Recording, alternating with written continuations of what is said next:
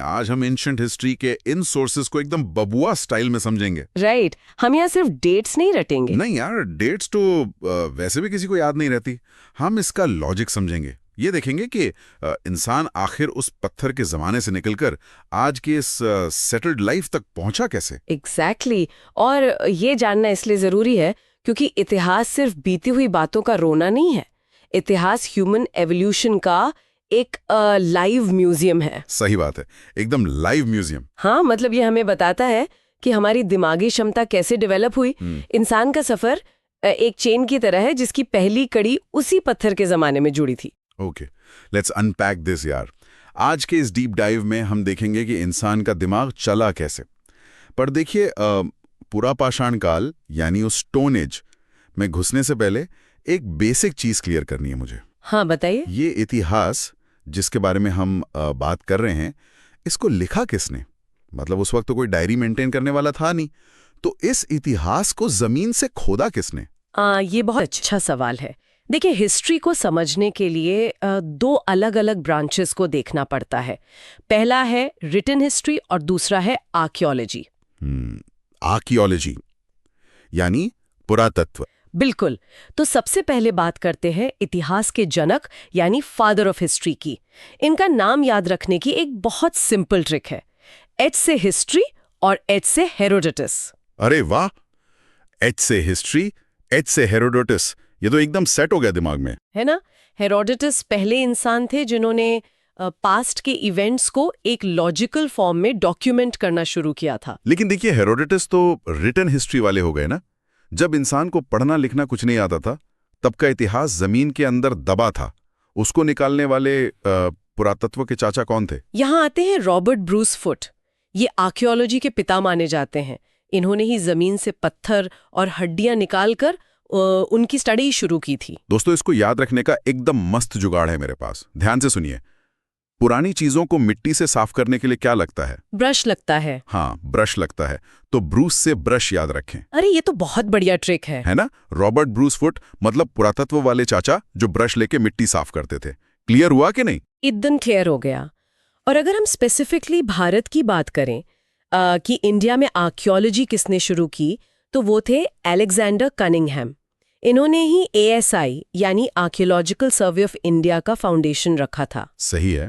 लेकिन अब एक सवाल आता है कि जब ये सब पत्थर और हड्डियां निकली जमीन से, तो इनको रखा कहाँ गया? अपने घर में तो लोग सजाएंगे नहीं इनको। नहीं, बिल्कुल नहीं। इसीलिए म्यूजियम्स बनाए गए।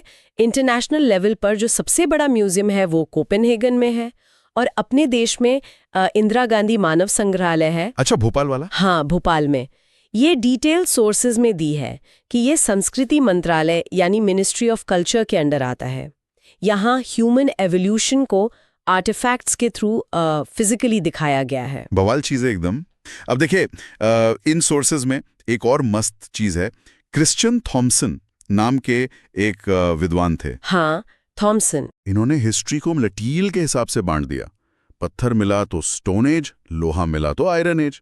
लेकिन उसके बाद हिस्ट्री को लिखावट के हिसाब से भी 3 भागों में बांटा गया। प्री हिस्टोरिक, प्रोटो हिस्टोरिक और हिस्टोरिक। सा लगता है डॉक्टर की प्रिस्क्रिप्शन। कैसे?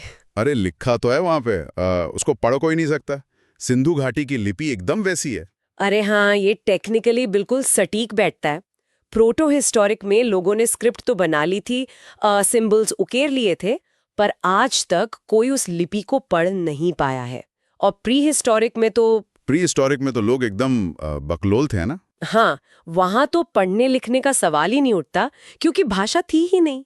पूरा फोकस सिर्फ जिंदा रहने पर था। तो चलिए अब उस प्री हिस्टोरिक काल में चलते हैं। अफ्रीका से एशिया तक का सफर देखते हैं। यहाँ 2 टर्म्स आते हैं, मानव जाति का पालना और सभ्यता का पालना।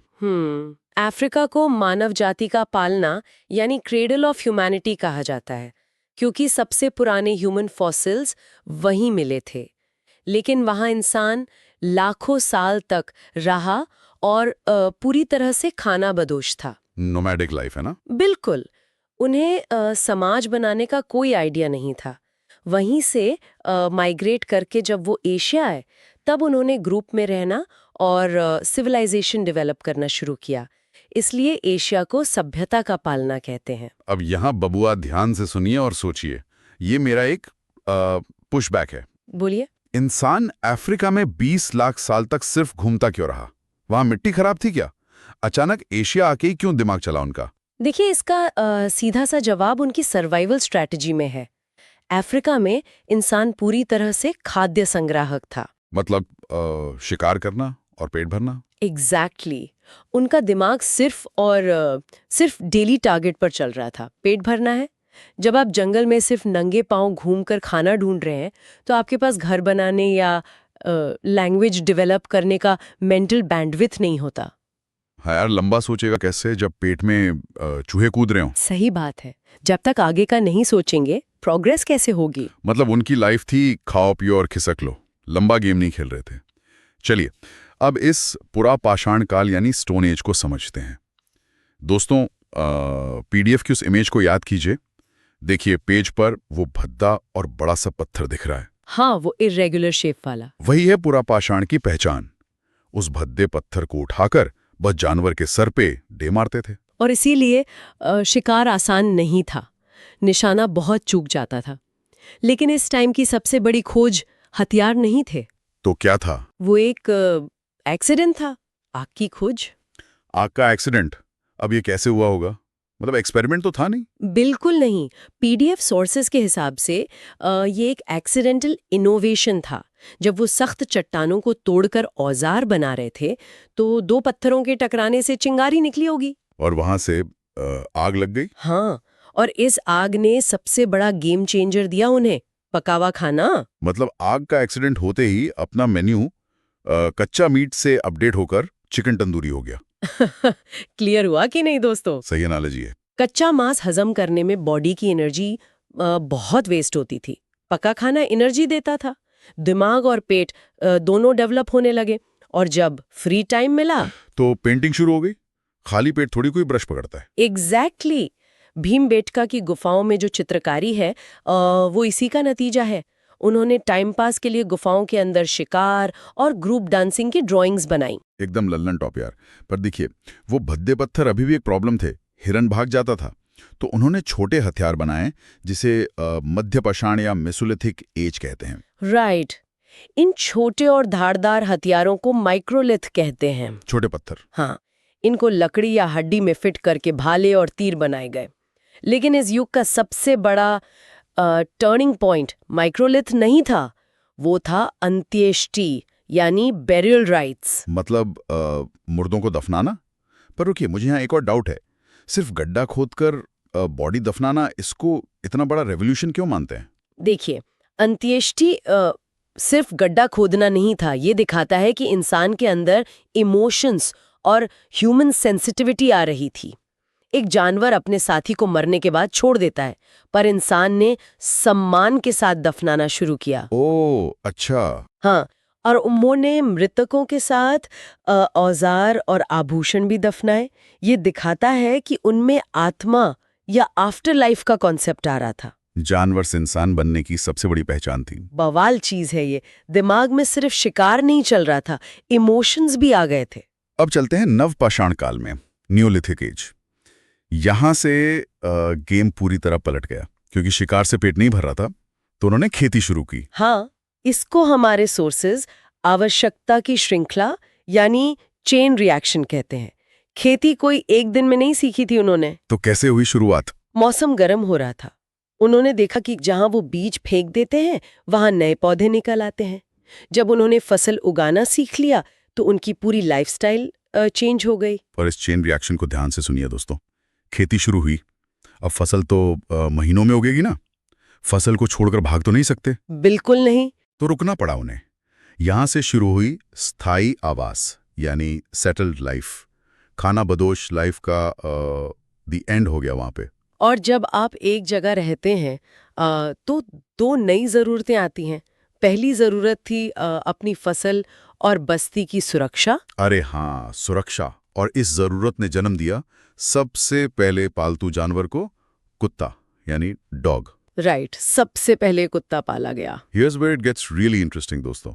कुत्ता पालना कोई शौक नहीं था कि हाँ डॉगी क्यूट लग रहा है। हाँ, डॉगी उस जमाने का सीसीटीवी कैमरा और नाइट सिक्योरिटी गार्ड था। रात में कोई जानवर आए तो वो भौंक कर पूरे कबीले को उठा देता था। बहुत सटीक कंपैरिजन है ये सीसीटीवी वाला। और दूसरी जरूरत थी अनाज को स्टोर करने की। फसल ज्यादा हो गई तो रखोगे कहाँ? हाँ, हाथों में थोड़ी पकड़ के बैठेंगे पूरा साल। इसीलिए उन्होंने मिट्टी के बर्तन बनाए और उन्हें आग में पकाना सीखा ताकि वो वाटरप्रूफ हो जाए। यहाँ से मनका या घड़ा, जिसे हम पॉटरी कहते हैं, वो उसका आविष्कार हुआ। खेती हुई, उसके बाद घर बना, फिर सीसीटीवी, कुत्ता आया और फिर घड़ा बन गया। सब चेन रिएक्शन है। लेकिन इस भारी अनाज को एक जगह से दूसरी जगह ले कैसे जाएं? कमर टूट जाएगी ना। इस जरूरत ने दुनिया के सबसे रेवोल्यूशनरी इन्वेंशन को जन्म दिया, पहिया यानी व्हील। पहिए ने ट्रांसपोर्टेशन एकदम आसान कर दिया। पहिए के बिना तो हमारी गाड़ी वहीं रुकी रह जाती आज भी। अब देखिए, इंसान सेटल हो गया, खेती करने लगा, पहिया चलाने लगा। पर पत्थर अभी भी एक प्रॉब्लम थी, क्योंकि पत्थर टूट जाता है, फ्रेजाइल होता है। हाँ, पत्थर की लिमिट थी। तो उन्हें कुछ सॉलिड और फ्लेक्सिबल चाहिए था। यहां से एंट्री होती है ताम्र पाषाण काल की, चालकोलिथिक एरा, धातु युग का आगाज। पीडीएफ में जो विजुअल है ना, जहां आग में धातु पिघल रही है, हाँ, वो भट्ठी वाला विजुअल। वो दिखाता है कि तांबे का आविष्कार मिट्टी पकाने वाली भट्टियों में एक्सीडेंटली हुआ होगा। तांबा और पत्थर मिलकर बना ताम्र पाषाण। और इसी खोज ने आगे चलकर सिंधु घाटी सभ्यता और इंडस्ट्रियलाइजेशन की नींव रखी। So what is this all mean यार? मतलब तांबे की उस एक चिंगारी ने आज के इन मॉडर्न फैक्ट्रीज का रास्ता खोल दिया था। सोच के ही दिमाग घूम जाता है कि उस टाइम के लोगों ने ब्लूप्रिंट बना दिया।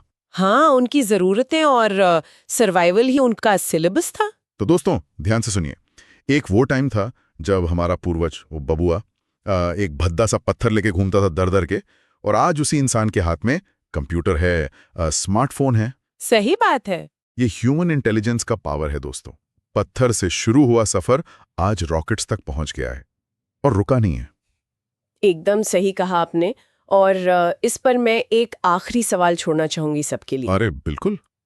अगर पुरापाषाण काल में दो पत्थरों के टकराने से एक्सीडेंटली आग जैसी चीज मिल सकती है जिसने पूरी दुनिया बदल दी, हाँ, तो सोचिए आज के टाइम में स्पेस एक्सप्लोरेशन या एआई के साथ खेलते खेलते हम अनजाने में क्या नया आविष्कार करने वाले हैं। अरे बाप रे, बवाल सवाल छोड़ दिया आपने तो दिमाग में।